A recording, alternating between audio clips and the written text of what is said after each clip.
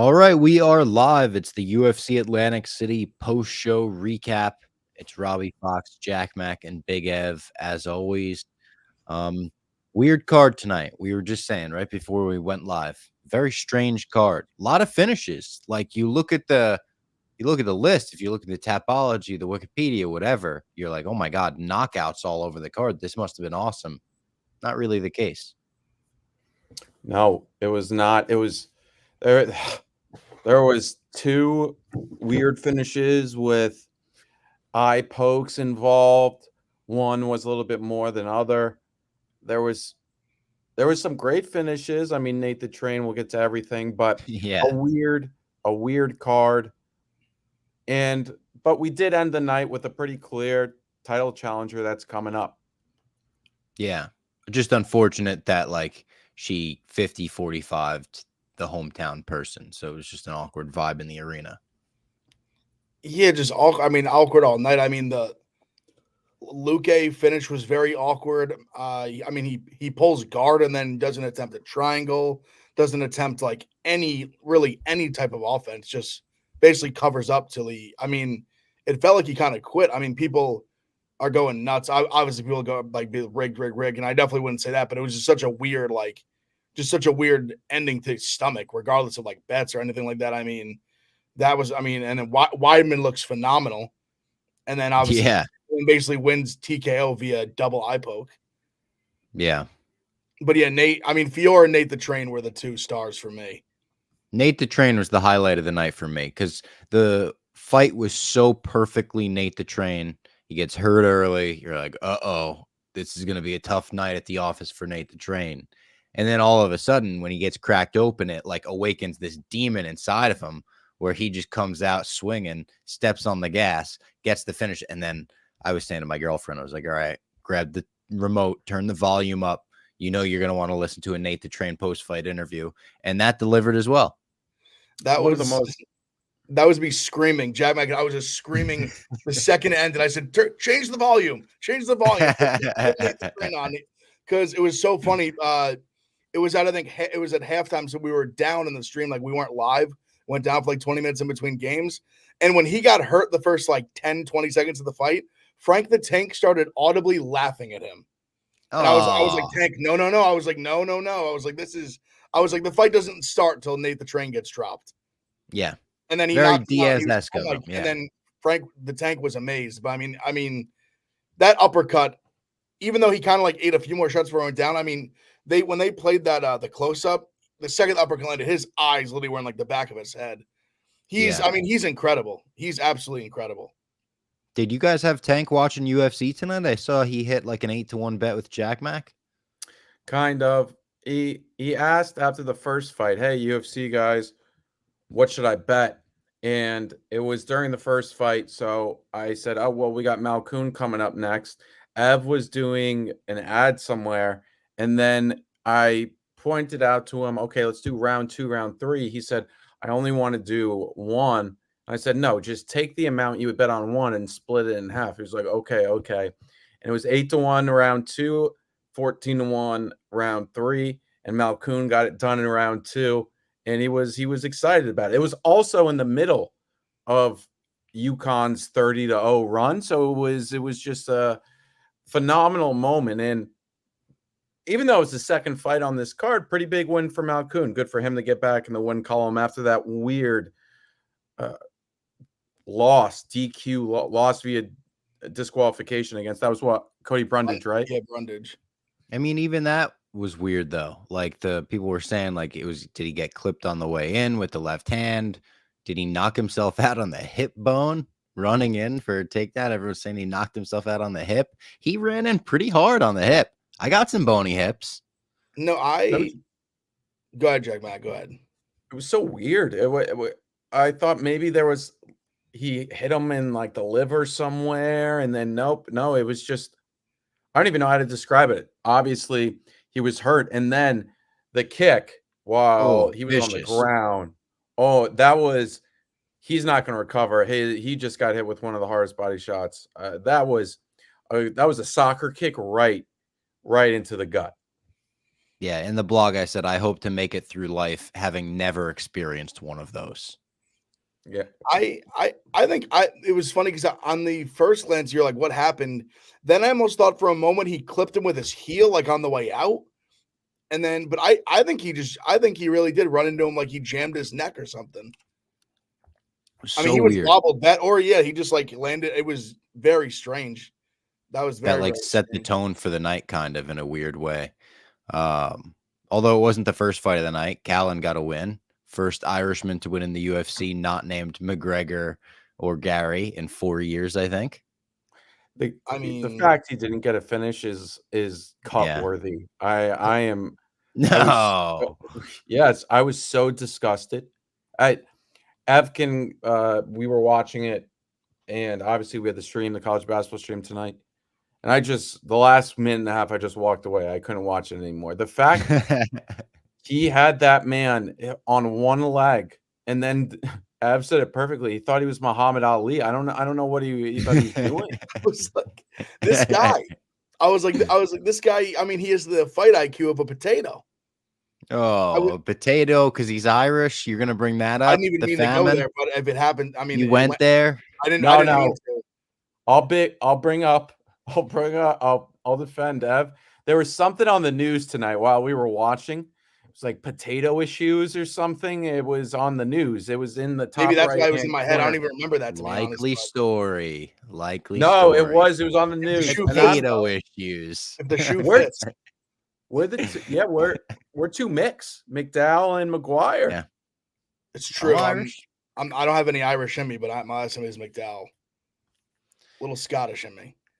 But I mean, he had the back take in the second round. He had him literally on one leg in the third round and just refused to kick it again when he literally couldn't stand. I didn't understand it, but good for him. Let me ask you guys this. The Pleasure Man, 0-4 in the UFC. Does he get one more shot? Because this fight was so awesome. Yeah. I think he does. This I think fight he was does. great. Dude, Slobber knocker. he fumbled too, I think. Yeah, he did. He never committed to a takedown, it felt like. And I feel like if he had done that, especially in the third round, he runs straight to him with his chin in the air. It was crazy the way he was running out. And I mean, he literally did the same thing to Tyson Pedro. Like, it was like he didn't learn his lesson at all. He did the exact same thing. Because even the second round, I'm looking at Jack Mack and I'm like, he's losing this round. Like, I'm like, he's just walking in and just getting, even though he keeps eating them, he's just eating massive shots to the head. He's losing. He's such a fascinating guy. It's a great point by Ev. He hasn't changed at all. His issues, and this is a guy that he's already fought, and he knows. He beat him. Yeah. He beat he did, yeah. And they didn't. And it wasn't even like, oh, this guy's stuffing all the takedowns. I guess no, he just. So, but the Pleasure Man, we got to bring him back. One more. You never know. One more match. Yeah, as they say in the WWE. One more match. One more. Give him a UFC win, and maybe he can continue if he gets a win. Speaking of running into punches, though, not to skip ahead, go out of order, whatever. I just want to talk about the main event. Aaron Blanchfield ran into more punches than I've ever seen a UFC fighter run into tonight, and it wasn't even the reach disadvantage. Obviously, she had a huge size and like height disadvantage, but she had an inch. And she just, the entire fight, 5 rounds, ran directly into Fior's punches. Credit to Fior. It wasn't like she was like giving a lackluster performance. She's great, obviously, but yeah, it was a little frustrating to watch. Not a lot of kicks worked in. When she worked in a kick in the 5th round, it worked tremendously well, a head kick. But yeah, her striking, it's not quite there yet. I was so disappointed in her overall game plan. Fior, was phenomenal. It was really great. She did stuff takedowns. It wasn't like Aaron didn't go for it, but it seemed as if Aaron was kind of okay with losing a striking match 50-45 and not getting knocked out, because it didn't seem like she was gonna. There wasn't any point she really got hurt. And then it was just so, even in the 4th and 5th, you'd think, okay, the only way I'm winning this fight is if I shoot a takedown and get her back. And she just didn't really do it. maybe there's reasons for that I don't understand, but I was really disappointed. But also, She credit tried a to few times Manon. and got thrown off like disrespectfully. Like there were a few times where Fior was like throwing her like she was a child. It was crazy. Yeah, the physicality was so apparent, and Manon, phenomenal. I mean, there's not much else to say outside of, oh, you would have liked to see it finish, but she did what she had to do. It was really impressive. Yeah. Yeah, I mean, masterclass. I honestly, I really think the more I thought of like just having a few minutes after the fight, I think she just didn't really commit because she couldn't. Like, I mean, anytime, like she tried a few times. I mean, and she, like Robbie said, she got just ragdolled off. I think she felt her strength a few times and just realized this was a totally different animal than anyone she's ever fought before. I think she's never And fought a girl that's strong, and I think she felt Fior like Talia Santos is strong, but I think Fior is like I yeah. mean, I think she's gonna hold the belt next. I would bet her against either the two girls that are fighting for the belt next Yeah. She tomorrow. looked huge like for the weight class. Like she looked like she was hulking over Blanchfield. And credit to Blanchfield a little bit for I think realizing and then changing the game plan to like, okay, I'm going to pressure the fuck out of her the whole fight. Her cardio held up very well, I think, and Fior maybe got a little tired by the 5th round, but it wasn't to the point where it was really affecting her. She won all 5 obviously, but yeah, it didn't work. She was running into punches for 5 straight rounds. You're really right. She did just run into them. It felt like every time she ran in, she would bounce off, kind of like a basketball. And now, yeah, Aaron, Ev is right though. Maybe she just couldn't. And also, she got that takedown at one point, and then within 5 seconds, Manon was on top. Yep. Very So quick. Yeah. maybe Swap. maybe she felt something that was like, I can't even, I can barely get her down. And then if I do, I may end up on bottom, and I don't want to be on bottom with her because she's going to rain down the punches. Nothing to take away from Manon. I was just disappointed with the lack of trying to, in the 4th and 5th, really go for it, because Aaron did have a little bit of a cardio edge, but Manon, it felt like, was slowing down a little bit in the 3rd. But in the 4th and 5th, she looked okay, which is big. Yeah. She passed the cardio test. Yeah. People are saying Fior tapped round 1. I don't think she tapped. What was it, guillotine? No. There was a moment where I thought that guillotine was going to work. A brief moment, but Me too. There's a moment. But then the camera guys, shout out to the camera guys, did a good job. They like did the close up, and you could see she had her fingers like in between. Like she definitely, she was grimacing a little bit, but I don't think she was anywhere like really close to actually tapping. I don't think so either. Where do you go with Blanchfield from here? Like who do you? I have a name in mind. I mean, Rose. Thoughts? Yeah, that's a good fight. I like that. I mean, because like, what do you really do with like a young undefeated? Well, not anymore undefeated prospect. Yeah, it seemed like she was on a rocket ship to the moon. She got 50-45. Yeah, and just totally outclassed and really dominated. And Rose is probably a good matchup for her because Rose isn't going to do to her what Fior can do strength wise. Yeah, for sure. I mean, I think she'll be able to take Rose down. I think for sure. Yeah, like I would bet Blanchfield sub in that if they made that fight. Yeah, I think that's a good fight to make. MMA Guru tweeted out during that fight, "What WTF am I watching right now? Number 2 versus number 3 in the world? Jesus Christ!" Did you guys see our guys Brian Axelrod, Eric Legrand ringside during the fight? I missed them, but that's I didn't see. You could see him. Well, they were panning like across a couple times. By the way, shout out Dennis Bazooka. He struck first in the Sarah Longo New England cartel war here. You know, this was the first fight where the coaches were going to face off. Not the first fight ever, but the first fight this year, I guess. And then at UFC 300, we obviously have Calvin Kattar and Aljamain Sterling. And Dennis Bazooka finally got a UFC win, put a big stamp on it with a knockout, 3rd round. Connor Matthews was a tough son of a bitch. He took a beating throughout the first 2 rounds. But, congrats to Bazooka. We were rooting for him. Yeah, big win for him. Way to get in that win column. You could see how much it meant to him. he was trying to get into the UFC for a long time. He finally got in.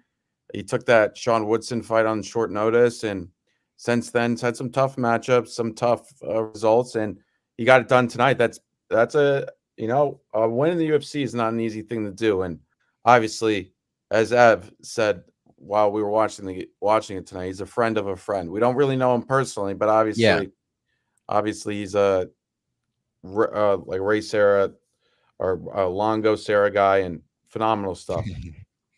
By the way, we're recording this. It's like 2 a.m. That's why sometimes we'll say like stuff like Ray Sarah. Yeah, Ray Sarah. Yeah, he looked really, really good. I mean, like he's a lot of pressure on him. I think if he dropped this one, there was a good chance he was getting cut. So very happy for him. I think he's definitely going to get another fight for sure. Also, I was just trying to pull up. I'm sure I think someone put this in the group chat. We were like in the heat of like the stream, so I kind of was like half paying attention to Twitter during it. But McGregor was tweeting all the shit about Connor Matthews, and he just deleted them all. I went to go pull them all up. They're all deleted. Classic McGregor move. So you know what's great is I blogged it before, and I didn't embed any of the tweets. I just put a screenshot because I said I assume that these will be deleted later. So I could read some of them off. They were really weird tweets. The last one was funny. That he was like, he was like, you're now like Matthew. He's like Matthews Connor, like, you know, I'm the Connor Matthews. He was like, I didn't like take over for this or like something like that. Like he was like, what did I didn't do this in the midst of this fight. Connor tweets, "Who the fuck is this Connor Matthews guy? I am the only Connor in the UFC." And then he says, "Connor Matthews, you taken everything I worked for, motherfucker." He did the crying DS. face emojis. Yep. Then he just out of nowhere said, "UFC fans are the best of all fans." Then he wrote, "Connor Matthews is with the cartel. What the fuck? Here we go again. Ha ha ha ha ha. Southpaw as well he is." Then he said, "I have decided to change Connor Matthews' name to Matthew Connors to save confusion." And then he capped it off with, "Unlucky Matthew Connors tonight. Back on the horse. This guy is interesting. High-ranking United States Army member in the aviation division." Plane emoji. But is also aligned with the cartel in some way. Cocaine emoji, like snowflake emoji, gun emoji. Continue watching to find out more kind of vibe. I smell a movie. My Hollywood senses are tingling. Stick a good song on that opening scene and we are in business. Crying face emoji. Was Connor Matthews even in the military? Bro, I don't know. I think Connor maybe just saw him and was like, that's what I see him as in this movie in his mind. No comment on the tweets. We don't know what's going on there. Unreal. It looks like he was. Okay. He was a U.S. Air Force combat controller. He also trains, the gym he trains in is mom's basement, he calls it, because it's like a basement gym. So they're like, oh, he trains in mom's basement. So it's like, oh, shit, maybe I should go down there for a training sesh. Yeah. People are keep bringing up that Fior tapped, and I was looking for a video on Twitter. There's none, so I don't know what they're taught. Just classic chat antics.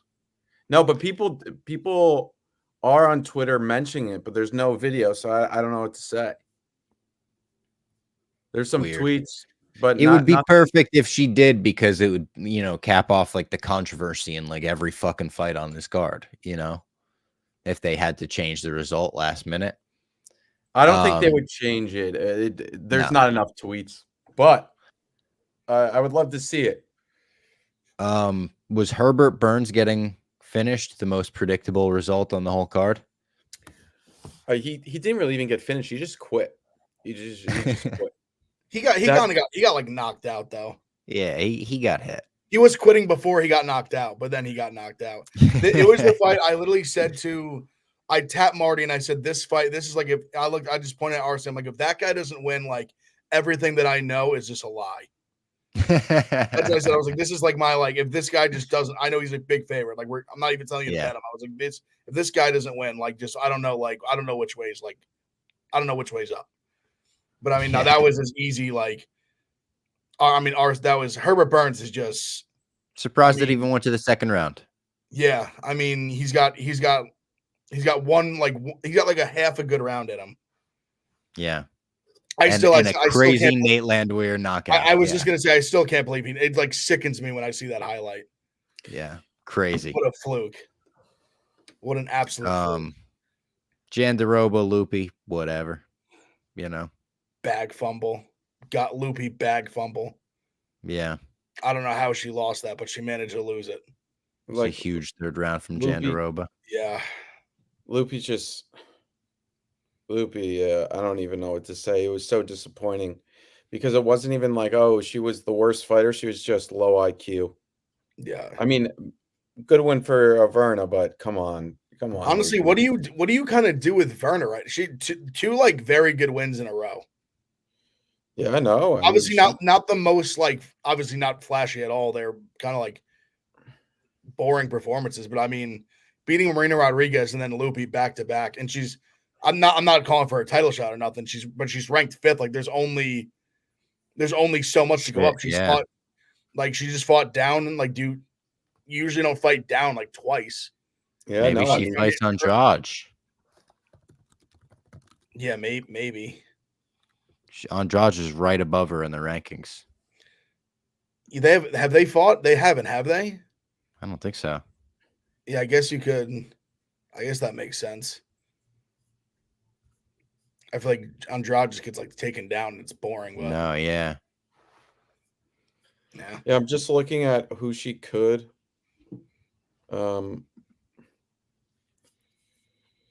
Yeah, I guess Andrade would be it. I mean, Lemos maybe.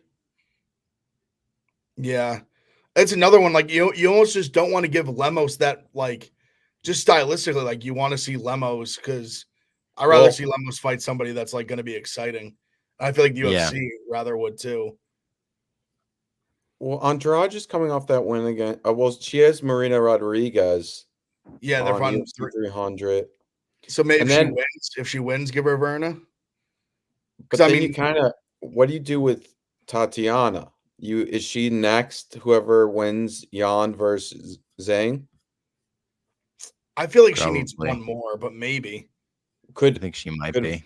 Could Verna be? Could be. Could Verna be the one that's?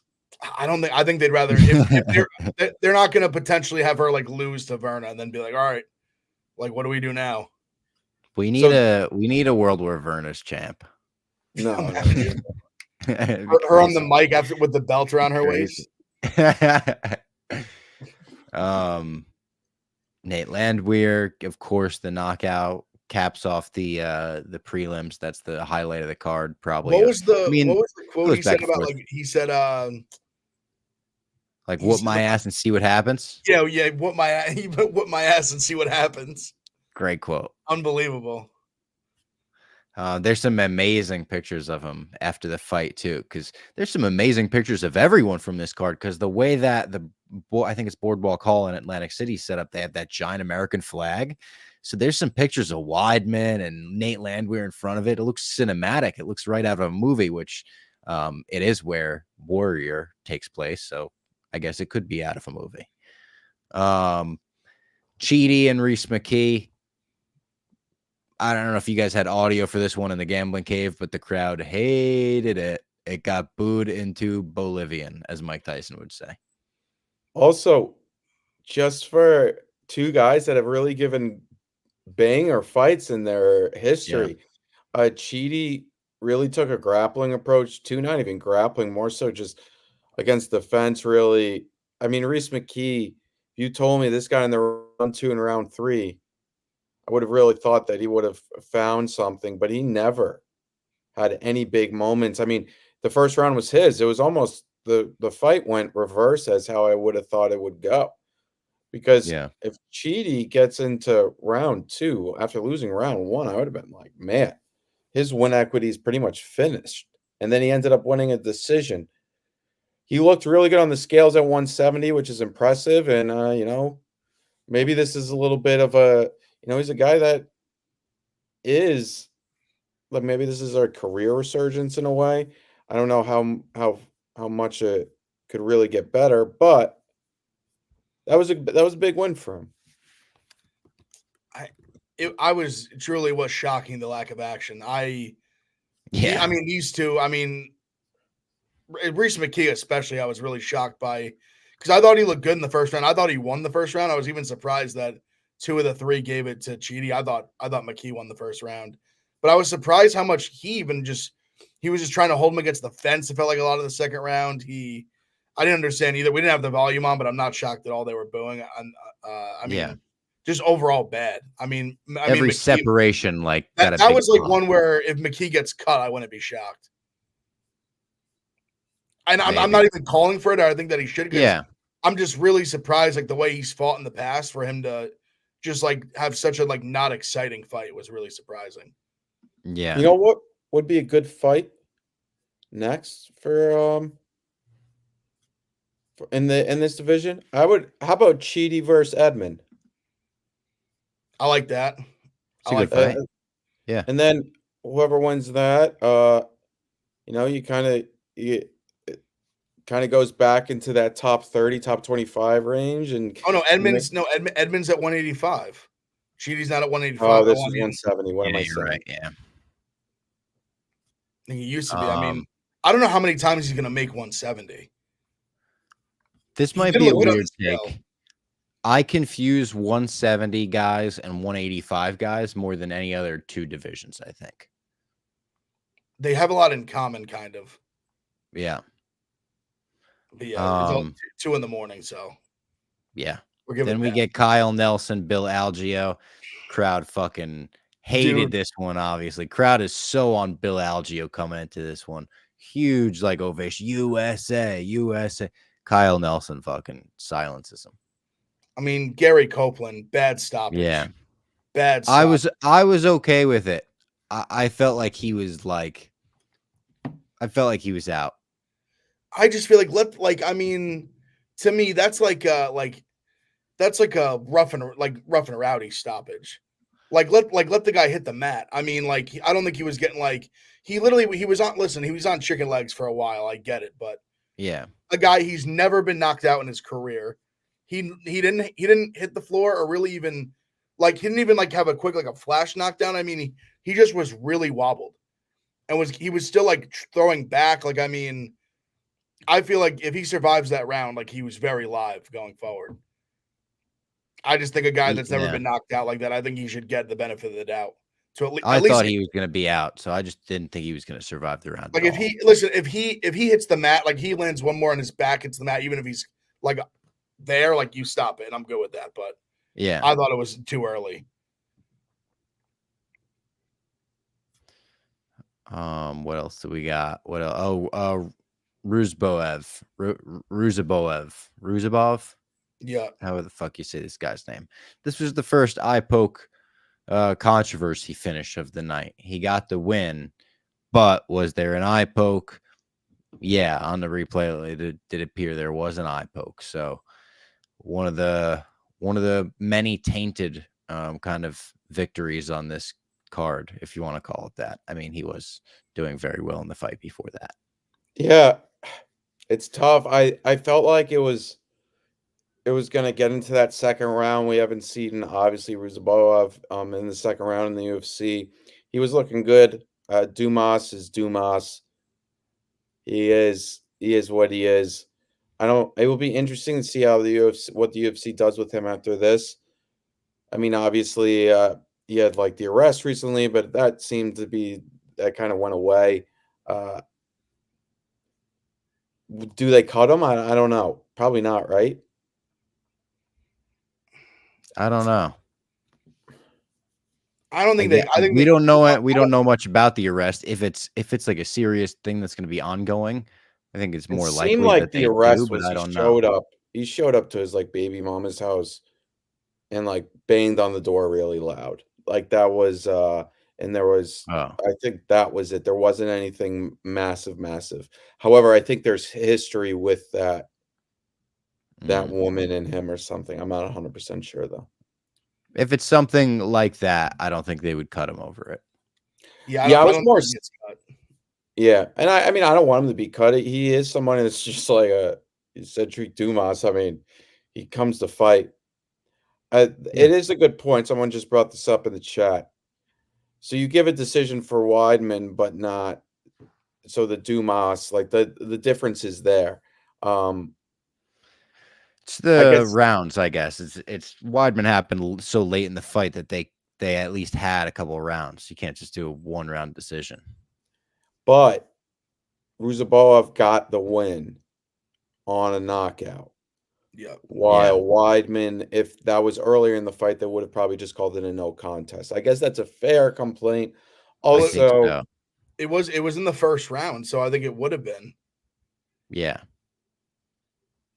and so And then then we get the Weidman Bruno Silva fight where we kind of touched on it at the start of this. Weidman looked fucking great, like his best performance since 2020, and he's winning the whole fight. The fucking end of the second round was awesome. Everyone's posting it. Weidman just saying, "Let's fucking go." He's swinging at him against the fence. They go forehead to forehead. They're saying like, "Yeah, we're fucking fighting here." Amazing moment, and there were a couple eye pokes during the fight. At one point, the ref was swearing that Weidman also got poked.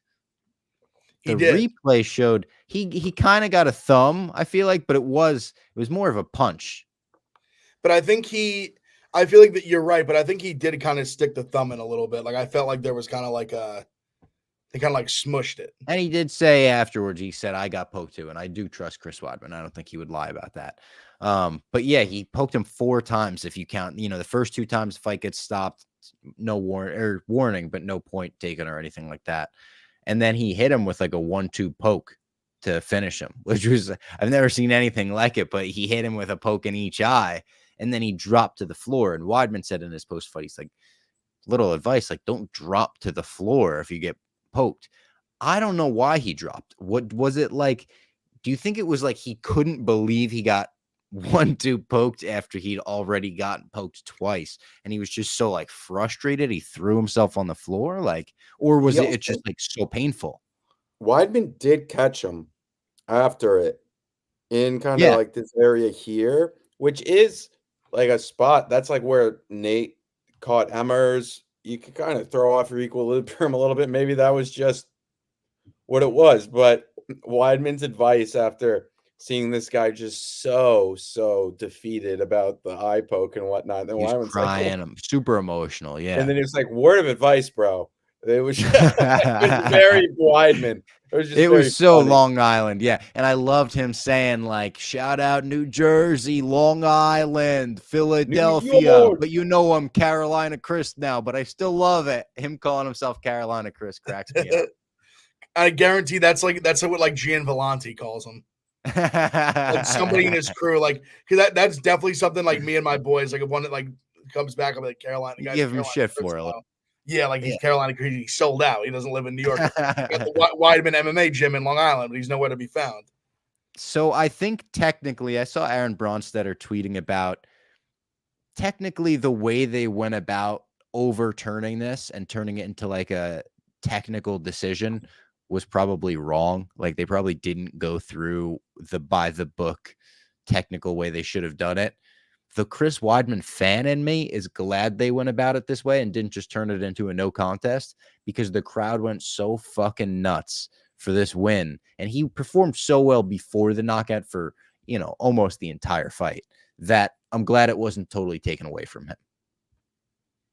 Agreed. Yeah, I mean he was, in my opinion, he was up 2018 and then like Easily. dominating the first like few minutes of that round.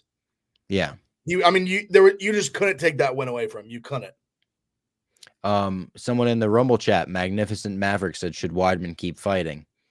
After that performance, I think he's got a couple fights left in him.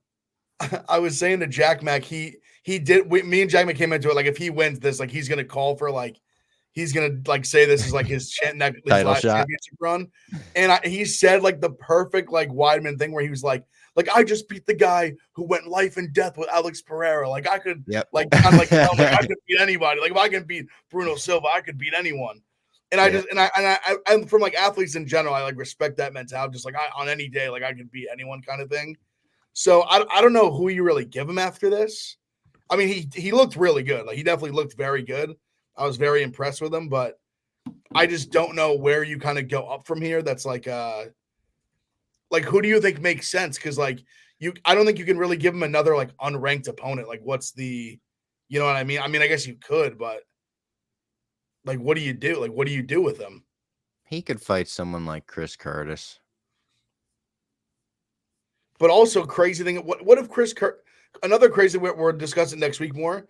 Chris Curtis could just go beat Brendan Allen and just be like in the top 5, just like that. Yeah. Yeah. That's right. Like he's getting like it was supposed to be Vittori. Allen's number 6. I mean, Weidman could fight like Paul Craig, Anthony Hernandez, but like, What about no, how about yeah, how about Munez? Yeah, Maybe No, him. like He's not like ranked. that's the thing is like Dumas. Weidman should fight guys Dumas? on the fringe. He should fight guys on the fringe. Like, I don't know if he thinks he has one more title run in him. I don't know if he does. No, he Yeah, thinks he I think does. he- What if I he think he does. fights? I mean, you said Paul Craig. Would you give him the Paul Craig Barallo winner? Yeah, I think that's feasible. or I'd give him the winner or the loser there. I think. You think no, Would you Jack wanna Mack? You think fight- not? You think no go for the winner? Why don't Would they want to fight? I think because he's Chris Weidman, maybe. That's a big name to add to your resume. Yeah, I think they would. Like a Barallo. Barallo wins. Like, yeah, you'd want to have like a little feather in your cap. I beat a former champ. Like, You could in instantly that be on a weight class. pay-per-view with that too. Like, they love putting Weidman in a premier spot. kick off a pay-per-view card. Like Kick maybe off a Rio too. featured prelim. I could see that. I'm looking at some of the names around him. Like, I mean, this would kind of be a boring fight, but Eric Anders. I know Ruzabov called out GM3. Him fighting GM3 would be sick. Yeah. Maybe it'd be a tough. They wanted to call out so bad from Buckley. Bisping asked him like twice. So he just called out like Bud Light or whatever to help him promote a fight. It's like called out Anheuser-Busch. I was like, all right. Bisping Honestly, was like, put a name. Give us a name. He should have said a name. Yeah, he definitely should have. Someone He's who said it on Twitter? Maybe Sean Sheehan. Someone said it on Twitter. It wasn't my thought, but someone said run back the Kevin Holland fight. That interests me just from especially how much they went back and forth jarring at each other. also that fight. They both were at 185 for that fight, Yeah. and they both obviously were 185 for a while. So yeah, I'd be good with that. Also, yeah, I think that'd Holland's be in cool. kind of a weird spot right now too. So Jeff Neal. yeah, I think Jeff Neal smokes him. But I almost thought he was gonna call out Holland just because I think they still like kind of have bad blood for each other. Jeff Neal is who he should have called out. That's a good call, Jack Mack. Yeah. That's who he should have called out. Because think now he's because to me he's in a weird spot where I don't think the UFC is gonna like. He took the number. He went from unranked. He just took Luke's spot at 11, but he didn't do it in this like impressive way. Like, I mean, I don't know what the fuck Luke did. He just quit basically. But I think he needed like a better call out because I don't think the performance alone is going to get him like this big next fight. Yeah. I think people are going to kind of see him in the rankings and be like, oh, like I think they're going to kind of discredit that he got in kind of like via like a very easy way. I don't know. Yeah, I just don't know what know. I mean, Neil, I would if they made Neil, I'd be definitely would bet Neil, but I think he'd be a pretty big favorite. I think this is what Chris Weidman should do. Okay. MSG, November, fight Brian Barberena, beat him, retire. All right. That's it. Like, it's all over. I'm in on that. You get another $500,000, maybe even more. You make a lot of money. And he said on Ariel he's never won at MSG. That'd be a nice thing to check off the list. Yeah. And then, I mean, Brian Barberena, like, you should beat him. And it would be MSG. It would be the perfect send off. But I think he's so, he may think he really just beat someone who almost beat Potan. Well, who he did. But he did. If you think he's taking a Barberena my fight, boy. No chance. He wants someone that's going to get him closer to the title. No, that's insane. He's still my boy. He's still my boy. No, he's slander. 38. I don't think the UFC would make that fight anyway, but I definitely 38 years young.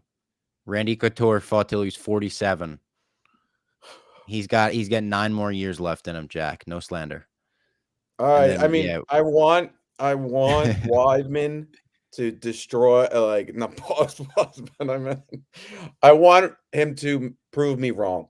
If Chris Weidman goes on a title run, I will cut this out and make myself look like the biggest idiot in the world. But He's that's got how one much more I love. title run left in him. One more. That's how much I love the Long Island, Carolina boy, American rep and American wrestler Chris Weidman. Carolina Chris, new mythical fighter. It may, you know what? Really good point. He may just be a new mythical fighter. Wonderful in the corner.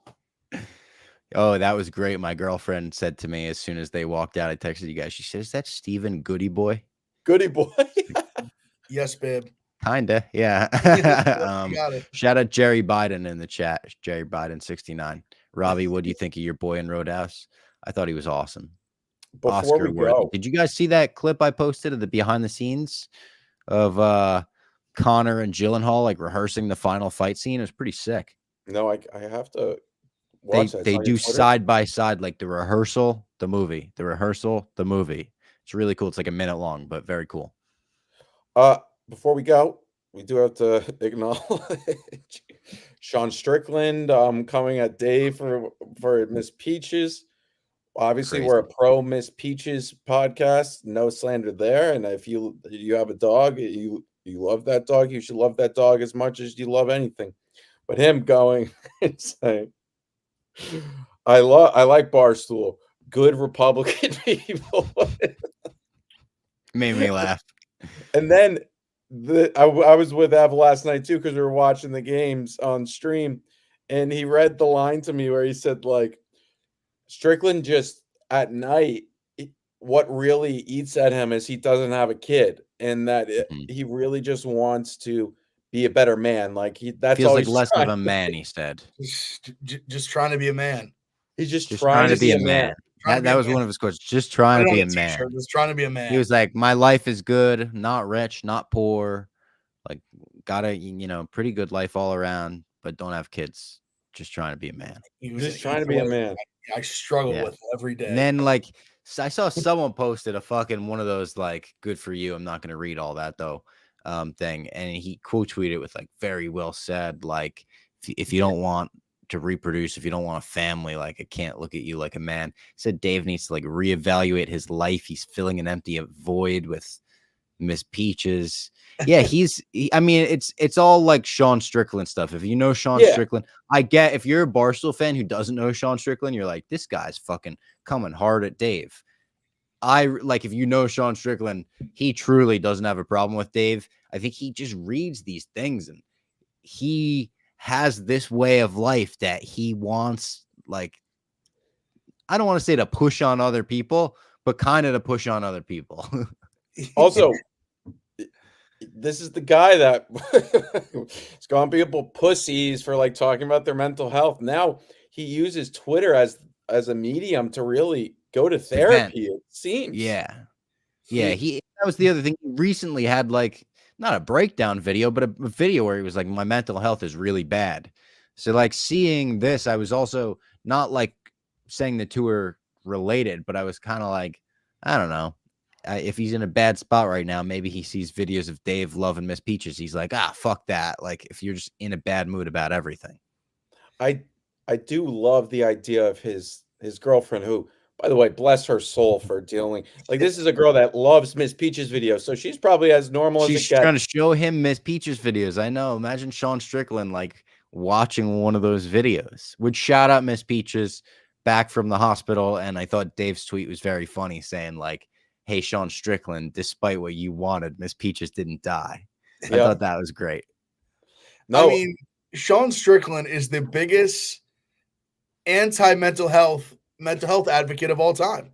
Yep. He is a mental health advocate, and he hates mental health. He's on both sides of the fence. He's like Schrodinger's mental health guy. Yeah, he's just walking the tightrope day to day, hour to hour. You don't know which side of the tightrope he's on. Because was it Khalil Roundtree was a pussy for talking about that? Yes, he was a absolute pussy, he called him. But then And Sean then Strickland is like, you got to yeah, talk but about then this. Like, yeah, men got to get it out. and he can And, just cry in public on a podcast, and it's like, I just I was trauma going emotional through it. stuff. Yeah. Yeah, emotional stuff, which I'm good with, but you just can't be both of those guys. You got to pick one. Yeah. Can't be And just both. Can't be both. the randomness of like, if you told me Sean Strickland and Dave Portnoy were going to have a beef and you gave me 100 guesses, what is this beef over? I don't think in those 100 guesses, I don't think I ever would have said Miss Peaches. And he was so not even apologetic, but in the replies, he's like, I got nothing wrong with him, man. This guy just needs a kid. Yeah, he's just like, this guy's got to reproduce. Like, put your seed in somebody. It's like, bro, chill. He's got to reevaluate his life. It's like, bro, he's sitting at one of 16 houses right now. Like, he's good. I think he's fine. Yeah. I'm sure Dave's thought about the kids thing a lot. I know. Well, that was the thing, is he unknowingly used like the unnamed show's biggest chirp of kind of like Dave, being Miss Peaches, loving Miss Peaches, whatever. And then the old school rundown's biggest chirp of like, Dave doesn't have kids. Like, Yep. He unknowingly was using old Barstool things at Dave. But yeah, good Old Republican Barstool people. Lord. That's us. But we are on a collision path of a Dave Portnoy, Sean Strickland like interview of sorts. Not even an interview. Like they'll be on a show. They'll at one meet. point. They'll cross paths. Yeah. And he'll say something funny, like something ridiculous. He'll be like, you're the guy who's not a man at all. Eat a fucking pizza. Well, yeah, he'll be like, not Sean. He'll be like, here's the thing. Like he's a good guy, but kind of weird with his dog, man. I don't know. Little weird. I don't like how he talks to his dog. Oh, is he gonna start talking about Dave like he talked about Izzy with the dog? You never know. I certainly hope not, because Dave will go scorched earth. I said, you already know Dave and Miss Peaches will be rooting for whoever's fighting Sean Strickland next. I need a live reaction of Strickland watching a tummy tax. Of just like, and just the reaction of like, I'm picturing him doing it the style of like Michael Jordan on like The Last Dance, where he's like looking at the iPad, and just Strickland just watching him like tummy tax, like just like rolling on the ground, like hugging the dog, and just in my blog about it, I said, imagine him just finding out about me.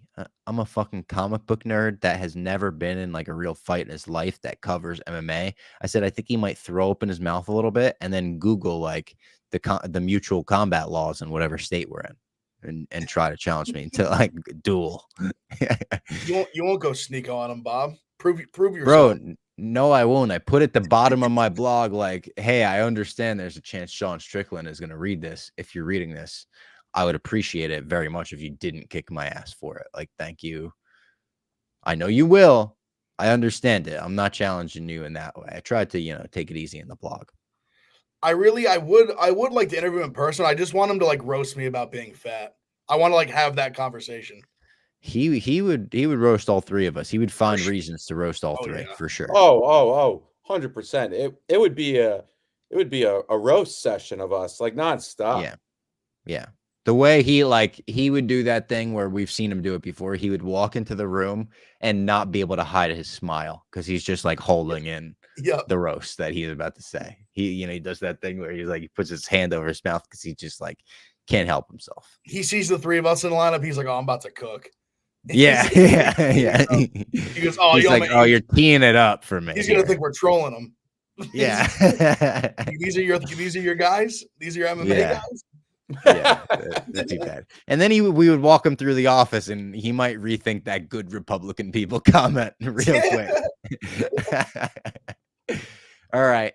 That was the Spinnin Backfist MMA show. We'll be back next week to break down the final card before UFC 300. We're getting real close to UFC 300, one of the best cards ever put together. So we'll talk to you